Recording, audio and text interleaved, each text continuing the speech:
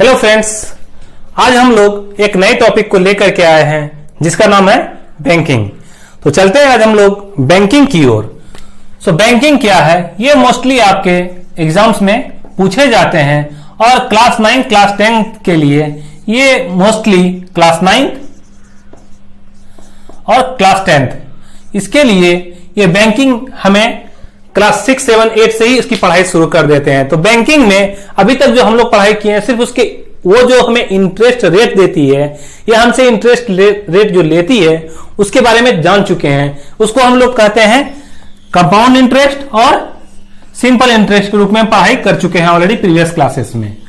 और यहां पे जो हम लोग पढ़ाई करेंगे ये सिंपल इंटरेस्ट और कंपाउंड इंटरेस्ट के आधार पे जो हमसे वो बैंक पैसे लेती है या देती है, आज इनको जोड़ते हुए हम लोग बैंकिंग में पढ़ाई करेंगे।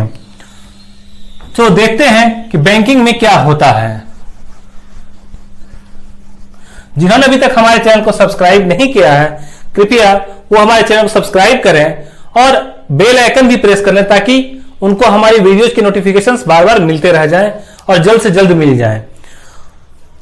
हमारे चैनल को सब्सक्राइब तो कीजिएगा ही, साथ में उसे लाइक भी कीजिएगा और अपने ग्रुप्स में उसे शेयर भी अधिक से अधिक कीजिए ताकि हमें और भी उसके लिए मोटिवेशन मिलते रहे। बैंकिंग क्या होती है पहले इसके बारे में जानते हैं। तो बैंकिंग जो है यह मूलतः हमारे पैसे की सेफ गार्ड करता है।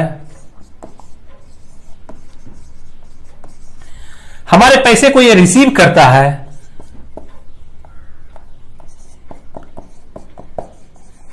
और हमारे पैसे हमें ये पैसे भी देती है, चाहे वो कर्ज के रूप में ही क्यों नहीं एक्स्ट्रा पैसे दे, वो हमें पैसे भी देती है।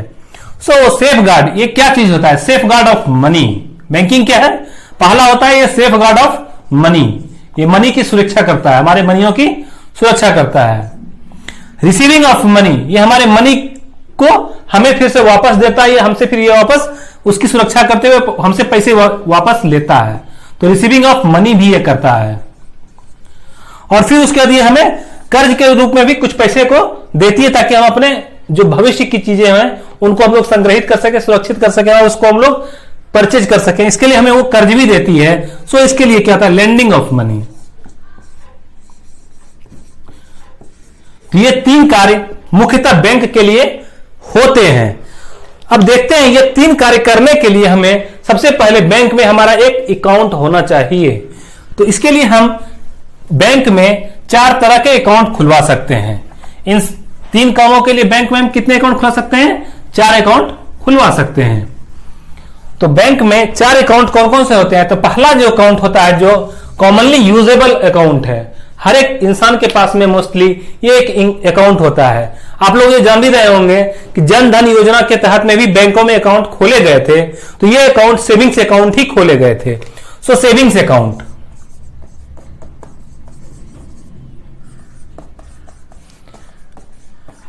इस सेविंग अकाउंट के लिए हम लोग जाते हैं और बैंक में एक फॉर्म फिलअप करते हैं। तो उस फॉर्म को फिलअप करते वक्त में हर एक बैंक का अपना अपना क्राइटेरिया होता है कि वो नॉमिनल एक फी लेकर के तब हमारे अकाउंट्स को ओपन करते हैं। तो ऐसा नहीं है कि हर बैंक फी ही लेता है।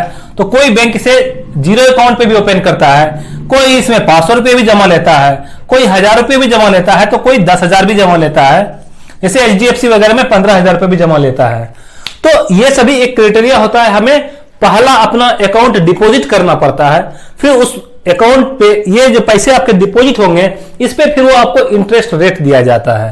तो इसका उपयोग क्या होता है कि हम जितनी बार चाहे उसमें पैसे जमा कर सकते हैं और जितनी बार चाहे हम अपनी आवश्यकता अनुसार जाकर वहां से पैसे का विड्रॉल कर सकते हैं। जैसे कि आप लोग डेबिट कार्ड या एटीएम कार्ड से आप लोग देखते होंगे, आप लोग जाते हैं एटीएम मशीन में, अपने पैसे एटीएम को लगाते हैं और उधर से पैसे लेके चले आते हैं। तो सभी वो सेविंग्स अकाउंट में मोस्टली होते हैं। तो मोस्ट किसमें होते हैं? वो सेविंग्स अकाउंट में होते हैं।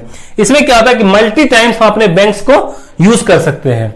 लेकिन आज के डेट में अब इसमें एक बाउंडेशन लगा दिया गया कि तीन टाइम पैसे का निकासी हम लोग कर सकते हैं। कहां पे? एक मल्टी सिटी में, और 5 टाइम्स निकासी कर सकते हैं अपने रूरल एरियाज में, वो भी सेम बैंक में। सो इसके लिए कुछ गाइडलाइंस आरबीआई जारी करती है और उसके तहत हम लोग अपने पैसे को जितना चाहे जमा कर सकते हैं और निकाल भी सकते हैं, ये गाइडलाइंस के तहत में। सो सेविंग्स अकाउंट में हमें इसके लिए भी अगर हमारा पैसा जमा है उस अकाउंट में तो हमें कुछ ना कुछ उसका इंटरेस्ट रेट मिलता है। अब चलते हैं दूसरा अकाउंट जो होता है वो है करंट अकाउंट। दूसरा क्या है? Current account.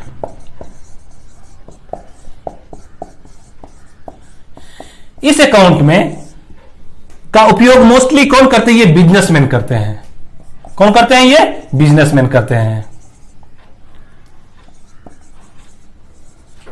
ये बिजनेसमैन क्यों करते हैं? क्योंकि इसमें भी वो लोग मल्टी टाइम्स इसमें पैसे का आपको पैसे जमा कर सकते हैं, पैसे की निकासी भी कर सकते हैं, लेकिन हम इसमें लाखों का ट्रांजैक्शन कर सकते हैं, जबकि सेविंग्स अकाउंट में इस प्रकार का प्रावधान नहीं है।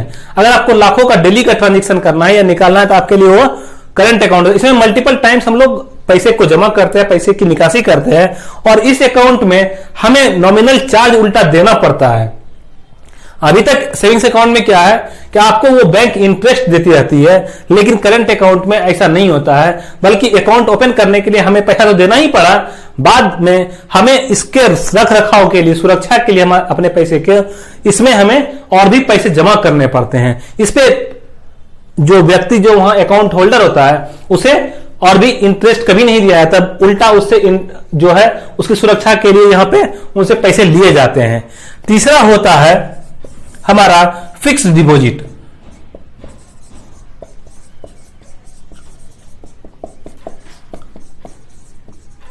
इसे हम लोग एफडी भी कहते हैं। अब फिक्स डिपॉजिट अकाउंट क्या होता है?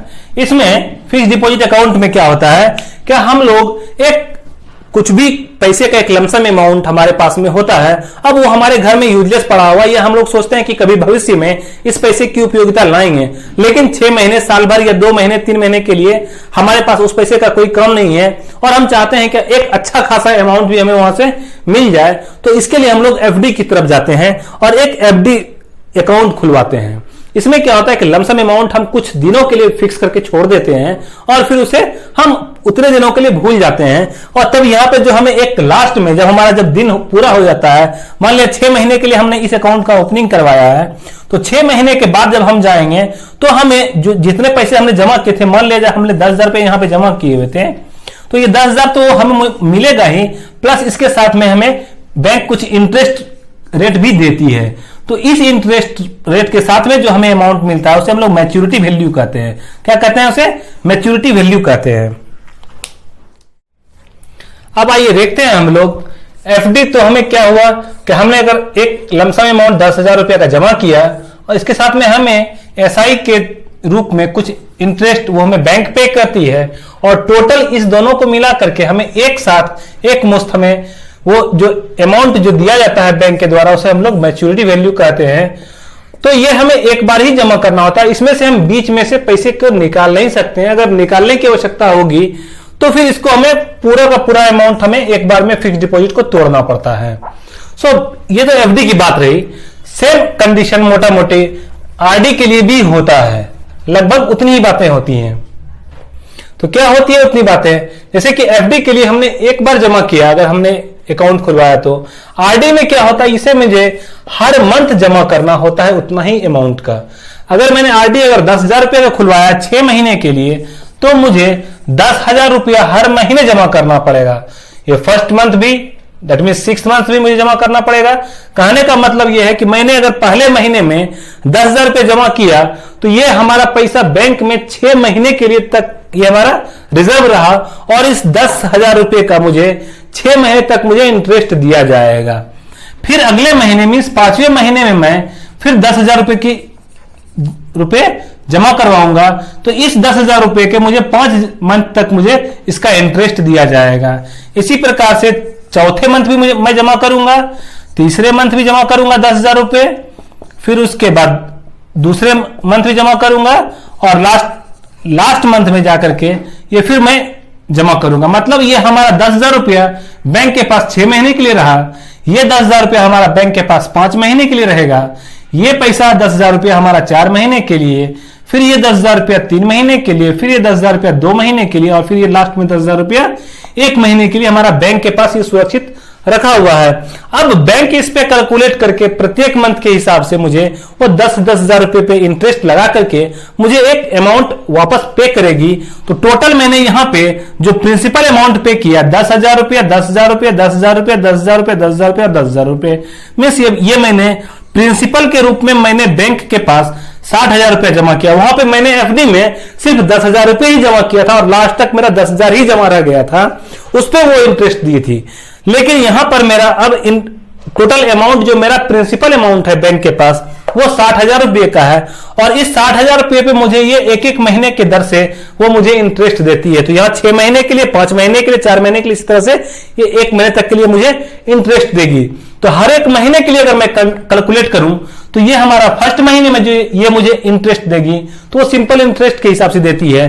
तो जैसे सिंपल इंटरेस्ट का फॉर्मूला होता है principal into rate into time by 100 होता है। तो चूंकि ये मैं 6 महीने के लिए जमा कर रहा हूं तो यहां पे ये टाइम का जो कैलकुलेशन किया जा रहा है ये ईयरली कैलकुलेट किया जा रहा है, लेकिन मैं यहां पे मंथली कैलकुलेट करने जा रहा हूं, इसलिए मैं इसे 12 से डिवाइड करके इसका फॉर्मूला बनाऊंगा। हर एक मंथ के लिए अगर अलग अलग कैलकुलेट करना है मुझे तो कैसे कैलकुलेट करेंगे? तो 10,000 रुपये प्रिंसिपल था हमारा इनटू रेट, मान लिया रेट अगर हमारा 10% का, मैंने उधर भी कैलकुलेट किया तो मान लिया इधर भी रेट हमारा, अगर रेट ऑफ इंटरेस्ट कितना है 10% का अगर रेट ऑफ इंटरेस्ट दिया जा रहा है तो रेट ऑफ इंटरेस्ट 10 है, और टाइम कितना है हमारे पास में, तो टाइम अगर हमारे पास में 6 महीने के लिए मैं जमा किया हूं तो 6 महीने डिवाइडेड बाय 100 इंटू 12 क्यों? क्योंकि मैं इसे साल में कन्वर्ट करने जा रहा हूं प्रत्येक मंथ के हिसाब से। एक साल में 12 महीने होते हैं, इसलिए मैं इसे 12 से डिवाइड करता हूं। तो 100 इन गुना 12 मेरा कितना हो गया? ये अगर पूरे कैलकुलेशन करेंगे तो 6 दूनी 12, 2 पंचे 10, और ये 100 और ये 2 जीरो कट जाएंगे, तो ये मेरा कितना हो गया? ये हमारा 500 रुपये। तो फर्स्ट मंथ में मुझे जो इसका इंटरेस्ट जो दिया जाएगा ये मुझे 500 रुपया दिया जाएगा। फर्स्ट मंथ में कितना इंटरेस्ट देगा मुझे? ऐसा ही मैं कैलकुलेट कर रहा हूं तो ये कितना निकल रहा है? ये 500 रुपये का मेरा वो इंटरेस्ट निकल रहा है। जिस प्रकार से हम लोग ये देख चुके हैं, क्या 6 मंथ में हम लोगों को कितना अमाउंट इंटरेस्ट के रूप में मिल रहा है? वो है 500 रुपये। उसी प्रकार से फिर से अगर हम 10,000 रुपये का अमाउंट अगर प्रिंसिपल को लेते हुए दूसरे मंथ में अगर हम लोग देखते हैं तो फिर इसको हम लोग 5 महीने के लिए जमा करते हैं, और फिर इसके लिए इंटरेस्ट जो हमें मिल रहा है वो रेट ऑफ इंटरेस्ट 10% है। तो जैसा हम फॉर्मूला में लिख चुके हैं already, principal into rate into time by 100, और चूंकि टाइम हम हर एक मंथ करके दे रहे हैं तो एक साल में हमारे पास 12 मंथ होता है, तो इसलिए बाय 12, इसलिए 100 इंटू 12। अगर इसको हम कैलकुलेट करेंगे तो पूरे कैलकुलेट करने के बाद ये हमारा एसआई फिर से निकलेगा, एक और एसआई जब निकलेगा तो इसका जो वैल्यू होगा वो कितना एसआई निकलेगा हमारा? वो हमारा 416 रुपये 67 पैसे, ये हमारा 5 महीने के लिए एसआई निकलेगा। आप कैलकुलेट करके देख लीजिएगा, ये इसका इतना इंटरेस्ट निकलेगा। फिर से अगर 4 महीने के सेम प्रोसेस से अगर हम निकालेंगे तो 333 रुपये 33 पैसे ये हमारा हमें इंटरेस्ट दिया जाएगा। फिर अगर हम तीसरे मंथ के लिए अगर चौथे मंथ में फिर से जमा कर रहे हैं तो हमारा जो जब पैसा जो है वो 3 महीने के लिए जमा रहेगा, तो 10,000 से फिर से कैलकुलेट करके निकालेंगे तो 250 रुपये निकलेगा। फिर हम 10,000 रुपये को अगले महीने में फिर से जमा करने जाएंगे तो वो पैसा हमारा 2 महीने के लिए हमारा बैंक में रहेगा, तो उसके लिए हमारा जो है 166 रुपये 67 पैसे वो हमारा जमा रहेगा। और फिर लास्ट मंथ में 6 मंथ में हमें जो इंटरेस्ट मिलेगा वो मिलेगा 83 रुपये 33 पैसे। तो ये टोटल मुझे इंटरेस्ट मिलते चला जाएगा। इतना हमने पहले ही कैलकुलेट करके रख लिया है, इसलिए आप लोग कंफ्यूजन ना आए कि ये कैसे हमने निकाला, ये हमने पहले ही कैलकुलेट करके रख लिया है। आप पूरा देख सकते हैं कि जब इसको टोटल हम लोग ऐड करेंगे यहाँ पे तो 1750 रुपया ये हमें इंटरेस्ट के रूप में बैंक पे करती है। तो ये हमें इंटरेस्ट सिंपल इंटरेस्ट के रेट से पे की, और टोटल हमने कितना पैसा जमा किया था? ये 60,000 रुपया जमा किया था। तो टोटल मिलाकर के ये हमारा कितना पैसा हुआ?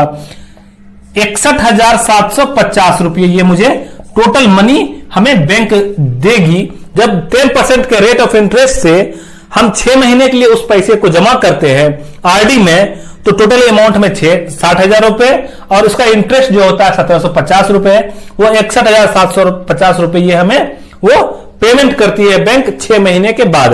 अब इसी चीज को हम लोग फॉर्मूला से देखते हैं, इतना लंबा कैलकुलेशन करने की आवश्यकता नहीं है, ये हमने आपको एक बेसिक बताया कि ये बेसिक आखिर कहां से आता है। तो हम लोग देखते हैं सेम रेट ऑफ इंटरेस्ट पे, ये देखिए 61,750 रुपए और प्लस ये हमारा इंटरेस्ट निकला हुआ है, तो हम इसे रहने देते हैं। अब हम लोग देखते हैं क्या वो कैसे निकलता है। अब हमारा जो इसके लिए जो फॉर्मूला आता है सिंपल इंटरेस्ट आरडी के लिए जो आता है वो होता है principal into rate into time को हम लोग यहां पे आप बुक्स में पढ़ेंगे तो टी के बदले में एन लिखता है, नंबर ऑफ टाइम्स, कितने मंथ के लिए जमा करते हैं। तो या तो आप उसके बदले में टी लिख सकते हैं या फिर एन लिखते हैं। तो हम लोग अगर बुक के हिसाब से चलेंगे तो यहां पर हमें एन लिखेंगे, एन इंटू एन प्लस 1, और अगर बुक के हिसाब से चले आप यहाँ पे इसके बदले में आप टी भी लिख सकते हैं इसको। तो आप लोग यहाँ पे चूंकि बुक्स के हिसाब से देखना है तो एन इंटू एन प्लस 1/2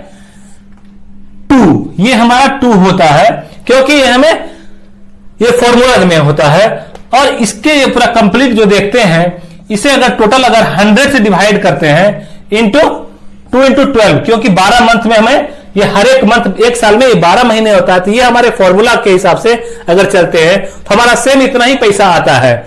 तो आप फिर से इसे अगर कैलकुलेशन करेंगे तो P into R into N into N plus 1 by, इसे फिर ये फिर ऊपर चला जाएगा 100 इंटू 2 इंटू 12, ये हमारा फॉर्मूला होता है एसआई के लिए आरडी में। सिर्फ इससे हमारा इंटरेस्ट निकलने जा रहा है, ये हमारा टोटल अमाउंट नहीं है। अब हम लोग देखते हैं इस फॉर्मूला के हिसाब से फिर वही 10,000 रुपए को फिर हम लोग कैलकुलेट करते हैं कि हमारा कितना आता है। So P into R into P कितना था हमारा, वो 10,000 रुपये था हमारा। रेट ऑफ इंटरेस्ट इसमें जो निकाले हैं हम वो 10% का निकाले हैं, और टाइम कितना था हमारा 6 महीने का वो टाइम है। तो 6 महीना into N plus 1, 6 into 6 plus 1, 6 into 6 plus 1 divided by 100 into 2 into 12, 100 into 2 into 12। इसे फिर अब हम लोग कैलकुलेट करके देखते हैं कि हमारा इतना अमाउंट आता है या नहीं आता है। तो कैलकुलेट करके देखते हैं, 2 शून्य ये कट गया, 2 6 की 12, सॉरी 2 तिया 6, 3 चौकी 12, ये हमारा 4 हो गया, 25 चौके 100, 25 गुना 10 250 गुना 6 1 7, कितना हो गया 25 5 125, 25 6 150, 25 7 175, 175 पर 1 शून्य, दैट मीन 1750 रुपए। यही हमने यहां भी कैलकुलेट किया, सेम अमाउंट मुझे यहां इंटरेस्ट के रूप में यहां पर भी मिला है। सो हम लोग देख सकते हैं कि चाहे आप लोग एक एक मंथ करके कैलकुलेट करें या हम इस फॉर्मूले के बेसिस पे एक बार में कैलकुलेट कर सकते हैं। तो फिर से एक बार फॉर्मूला क्या था, P into R into N plus 1 divided by 2 into 12 into 100, ये हमारा फॉर्मूला है जिसपे आपका ये हमने सॉल्यूशन किया है अभी। सो इसको याद रख लीजिएगा आप लोग सभी कि इससे हम लोग निकाल रहे हैं। अब तो ये हमारा इंटरेस्ट निकल गया, कितना, ये हमारा 1750 रुपए, ये हमारा रेट ऑफ इंटरेस्ट है। तो सिंपल इंटरेस्ट इसका कितना निकला आरडी के लिए हमारा 1750 रुपए। जब 10% के दर से हम लोग जब निकाल रहे हैं 10,000 रुपए के लिए इंटरेस्ट निकाल रहे हैं तो हमारा अमाउंट कितना निकला 1750 रुपए। तो क्या हमें इतना ही बैंक पे करेगी, हमारा जो ऑलरेडी प्रिंसिपल जो था वो कहां गया। तो आपको जो है आपने जितना भी अमाउंट पे किया है अभी तक, दैट मीन 60,000 रुपया हमने 6 महीने तक के लिए मैंने 10,000 रुपये जमा किया, तो टोटल हमारा प्रिंसिपल जो होता है वो 60,000 रुपये होता है। तो ये हमें 60,000 रुपये इसमें फिर ऐड मिलेगा। दैट मीन्स अब जो हम जो टोटल फॉर्मूला जो देखेंगे तो क्या होता है, आरडी के लिए फॉर्मूला अब आएगा, जो आरडी के लिए क्या, तो वो मैच्योरिटी वैल्यू हमें कितनी मिलेगी, टोटल अमाउंट कितना मिलेगा। तो हमने पहले ही एसआई निकाल लिया है। तो प्रिंसिपल कितना रुपया हमने जमा करा था हर एक मंथ, वो तो था 10,000 रुपये था हमारा, इनटू नंबर ऑफ टाइम्स कितने समय के लिए जमा किया था। तो हमने इस पैसे को 6 महीने तक के लिए जमा किया था, अर्थात ये 60,000 रुपये आपको मैंने यहां कैलकुलेशन करके दिखाया है। ये 60,000 रुपये 6 इंटू 10,000, क्योंकि 6 महीने तक मैंने 10,000 रुपये जमा किए हैं, प्लस ये तो हमारा प्रिंसिपल अमाउंट है, प्लस हमारा rate of interest, that mean हमें कितना इंटरेस्ट दिया गया, ये 1750 रुपया हमें इंटरेस्ट दिया गया। आपको कैसे दिया गया वो मैंने पहले ही दिखा दिया है। तो टोटल मैंने इतना जमा किया। इसके लिए क्या फॉर्मूला आता है एसआई के लिए, ये हमारा फिर से आपको लिख देते हैं, P into R into N into N+1 divided by 2 into 12 into 100। आप इसके बदले में ये लिखिए या ये लिखिए।